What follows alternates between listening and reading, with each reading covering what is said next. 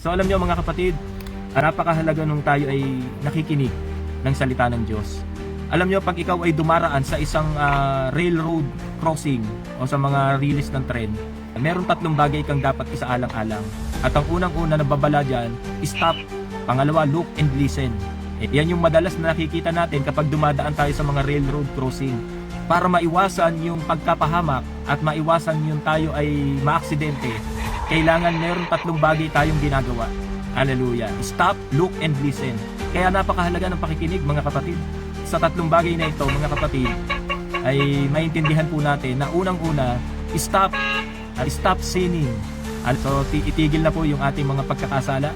Unang-una na dapat nating ginagawa para maiwasan ang pagkapahamak. At ang pangalawa, look unto Jesus.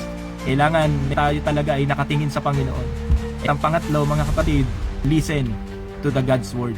Sa ganung paraan mga kapatid, pag ginawa po natin ito, maiiwasan natin yung pagkapahamak at tayo ay maliligtas. Amen?